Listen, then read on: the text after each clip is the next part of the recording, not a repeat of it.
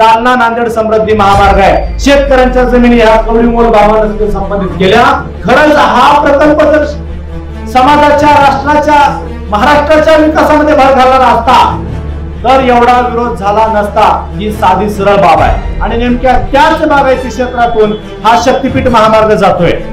आम्ही मागास नाहीत, आम्हाला फक्त तुम्ही नदीजोड प्रकल्पाच्या माध्यमातून पाणी द्या ही आमची मागणी आहे। कुठल्याही परिस्थितीमध्ये हा महामार्ग होऊ देणार नाही। आम्हाला कुठल्याही राजकारणाशी, कुठल्याही विचारधारेशी किंवा कुठल्याही पक्षाशी काहीही देणं घेणं नाही। आम्हाला आमच्या जमिनी वाचवायच्या। आज शेतकरी म्हणून मी इथं बोलण्यासाठी उभा आहे। बघा, पूर्वीच्या काळामध्ये आमच्याही भागामध्ये, तुमच्या भागातल्या प्रमाणे भरपूर साऱ्या शेती ह्या प्रत्येक कुटुंबामध्ये होत्या। अलीकडच्या काळामध्ये खूप मोठ्या प्रमाणात विभाजन झालं। नोकऱ्या नाहीत, उद्योगधंदे नाहीत, व्यवसाय नाहीत आणि पर्यायानं आज मोठ्या प्रमाणामध्ये तुम्ही आम्ही सर्वजण शेतीवरती अवलंबून झालेलो आहोत। शेतीवरती आज मोठ्या प्रमाणामध्ये भार निर्माण झालेला आहे।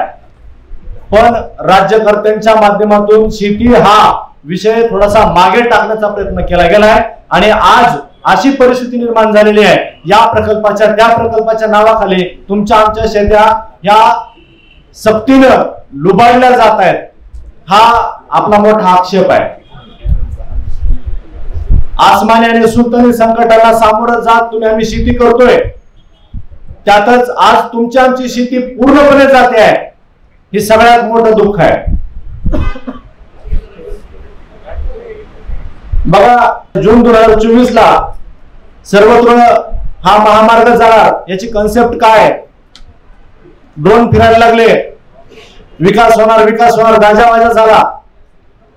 7 मार्चला अधिसूचना निघाली आणि तिथून पुढे कळायला लागलं की हा महामार्ग कुठून जाणार आहे आणि जात असताना काय काय नुकसान करीत जाणार आहे। कोल्हापुरामध्ये या महामार्गाला विरोध करणारी पहिली ठिणगी पडली आणि त्याला साथ देत तुमच्याकडे जे प्रश्न आहेत तसेच प्रश्न सांगली, सोलापूर, धाराशिव, बीड, लातूर, हिंगोली, परभणी, नांदेड ह्या सगळ्या जिल्ह्यांमध्ये आम्हाला आमची नोकरी, व्यवसाय सर्व काही सोडून देऊन ह्या आलेल्या संकटाशी 2 हात करण्यासाठी पुढे यावं लागलं।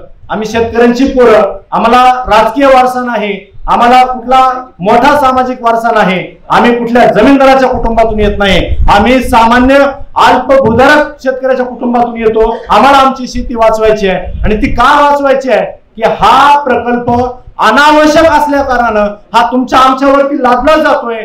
याचा कुठलाही सध्याच्या काळामध्ये उपयोग नाही। या प्रकल्पाला समांतर असलेला नागपूर रत्नागिरी महामार्ग हा अस्तित्वात आहे। रात्री आम्ही याच महामार्गावरनं काही भागातून आलो, जेवढ्या काही टोलच्या लाईन आहेत तेवढ्या लाईन पैकी फक्त एक लाईन चालू होती आणि त्या एकाच लाईन मधनं वाहनं चालू होती। तर आपण बघू शकता की खरंच सध्याच्या काळामध्ये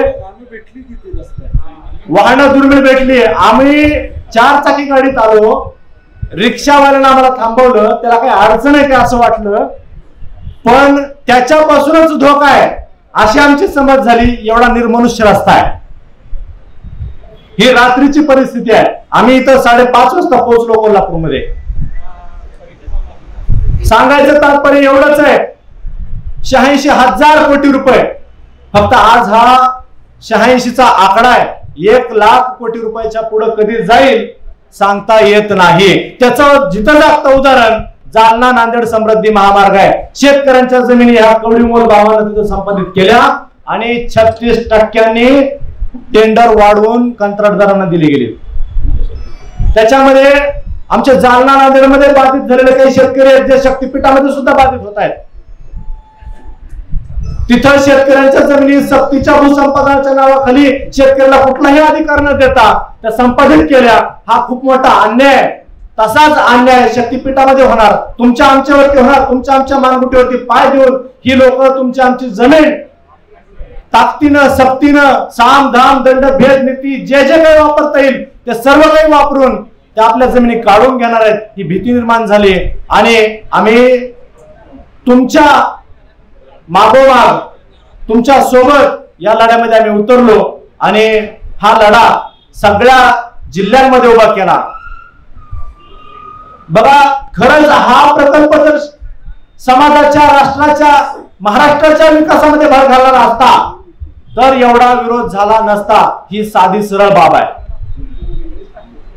आमची मराठवाड्याची मूळ मागणी काय? आमचा विकास काय पाहिजे? आमच्याकडे उद्योग आले पाहिजे। तुमच्याकडे जशी सहकार चळवळ आहे ती चळवळ आमच्याकडे मोठ्या प्रमाणात रुजली पाहिजे। आमच्या भागात जर बघितलं तुम्ही तर बागायती क्षेत्र हे कमी आहे आणि नेमक्या त्याच बागायती क्षेत्रातून हा शक्तीपीठ महामार्ग जातोय। आमच्या लातूर जिल्ह्यामध्ये जर बघितलं तुम्ही, सर्वात छोटा जिल्हा आहे। छोटा जिल्हा असताना सुद्धा जवळपास 6 साखर कारखाने आहेत। 6 साखर कारखान्याच्या माध्यमातून खूप मोठी उलाढाल, खूप मोठा रोजगार हा तिथं उपलब्ध करून दिला जातो। आमच्या स्वतःच्या सगळ्यांच्या शेतावरती ऊस आहे। आम्ही मराठवाड्यातले शेतकरी, लातूर जिल्ह्यातले शेतकरी 60 टनापासून ते 120 टनापर्यंत एकरी उत्पादन काढतो। तुमच्या इतकं पाणी सुद्धा नाही आमच्याकडं, पण स्प्रिंकलरचा वापर, ड्रिप इरिगेशन, मायक्रो इरिगेशन, जे काही मल्चिंग, जे काही करता येईल त्या सगळ्या आधुनिक पद्धती वापरून आम्ही ती शेती करतो, कसतो। आम्ही मागास नाहीत। आम्हाला फक्त तुम्ही नदीजोड प्रकल्पाच्या माध्यमातून पाणी द्या, ही आमची मागणी आहे। आम्हाला हे अनावश्यक असले प्रकल्प बागायती जमिनीवरती टाकून या महाराष्ट्राचं, पर्याय शेतकऱ्याचं, देशाचं कधीही न भरून निघणारं नुकसान करू नका।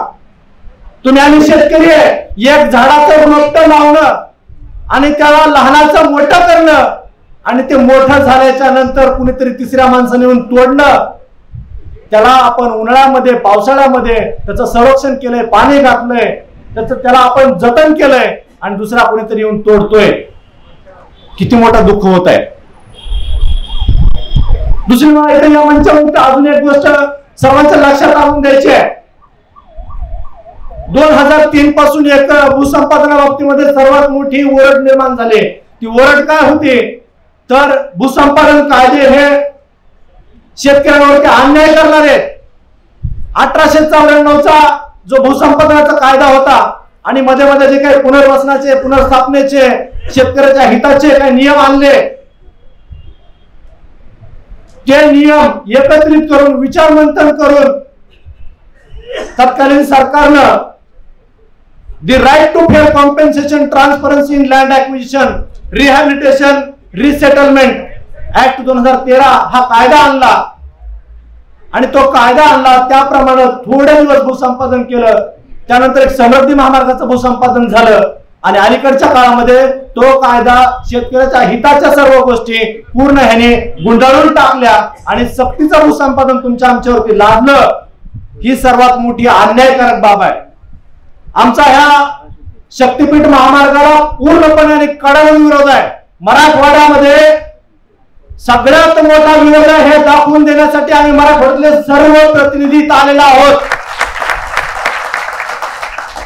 एक मला कोल्हापूरच्या सर्व शेतकरी बांधवांना, समाज बांधवांना, सगळ्यांना एक मला कळकळीने सांगायचंय की आमची ही शेतीच्या बाबतीमध्ये जे काही प्रेम आहे तुमच्यासारखंच आहे आणि आम्ही कुठल्याही परिस्थितीमध्ये हा महामार्ग होऊ देणार नाही। तुम्ही फक्त आम्हाला साथ द्या, आम्ही ह्या प्रवाहामध्ये कायम राहू, वेळोवेळी आंदोलन करू आणि हा प्रकल्प, हा मनसुबा पूर्ण हाणून पाडू। आम्हाला कुठल्याही राजकारणाशी, कुठल्याही विचारधारेशी किंवा कुठल्याही पक्षाशी काहीही देणं घेणं नाही।